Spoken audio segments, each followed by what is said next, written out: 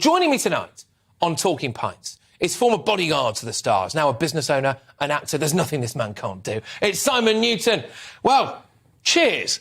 Cheers, mate. Nice to meet you. Thank you very much for coming in. Also, full disclosure, I must say, sorry to shatter the illusion, everybody. This is actually apple juice, all right? OK, so that gets me out of trouble. Right, so how are you? I'm well, you? Yeah, very well. Thank you, mate, for coming in. I know it's going to be a bit short and sweet. You can blame Sir Graham Brady for that. You can probably take him out, to be fair, if you want to. But, I'll have a word. So talk to me a bit about you first. So you're a former bodyguard to the stars. Just what was that all about? That was a hectic 17 years. Started off with the military. And when I kind of, while I was in the military, I kind of got offered a job in the private security world, working in the Middle East. So straight away, that was my transition into becoming a bodyguard, which I kind of hadn't planned that early on. I was only about 24 at the time. Oh, wow. So I was very young, yeah. I got a job working in Iraq quite early on. So, yeah, I did that for quite a number of years. I left there, went to Afghanistan for a number of years, working for a Commonwealth Office as a coastal protection officer. I went on to ship security, oil tankers, LPG tankers out in the Gulf of Aden for anti-piracy. Gosh, you don't mess about, do you? No, lots to tick all the boxes. And then I come back into London, where I started with Middle Eastern royal family, and everything sort of took off from there, from London. Yeah, I mean, it's gone from there, really, to what it is today. Yeah, and I mean, we're going to move on in a little bit, because obviously Shinzo Abe got assassinated as a former PM. So I want to talk to you about that. But I think just...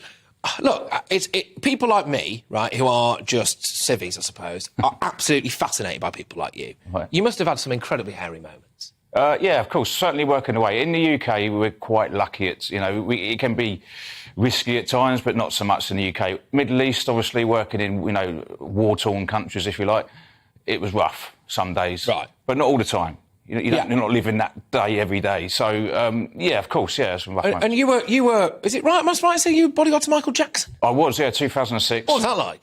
Hectic. It was good fun. I didn't fully appreciate the job. I was 26 years old. Right. And it was another job for me at the time, and I took it on, and yeah, it's just... Was he as weird as he looked? He was quiet. He's very subdued, quiet man, yeah. And I'm not being funny, but did you have to step in at time? Was it more mad fans, or was it like actual threats to life? No, it wasn't threats to life, but the fans were super mad for some of them. But there's 5 of us on that job. You wouldn't be able to look after someone like that on your own, really. It's a big job, 3 or 4 vehicles.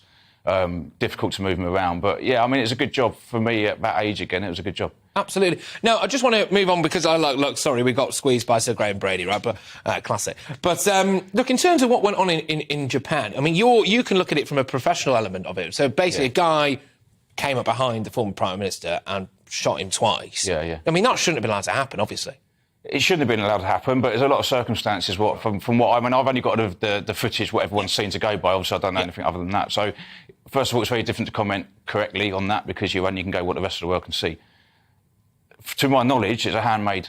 Yeah, it was. Handmade firearm. There was no sort of intelligence before that. The guy was a lone wolf, if you want to call him that. Yeah. It's very difficult to combat that. You can't treat everybody as hostile.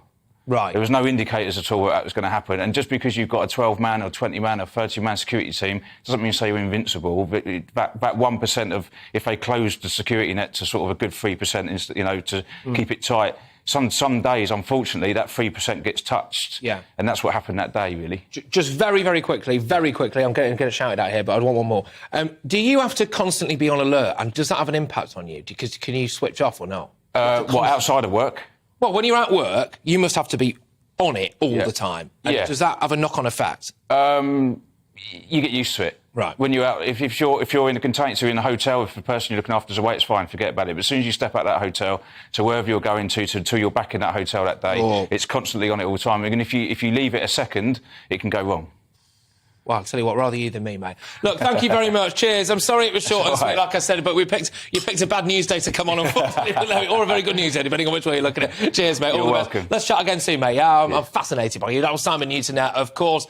And frankly, there was loads more to get stuck into there, but former bodyguard to the stars, now a business owner and an actor as well. And I tell you what, he seems like quite a nice chap to boot.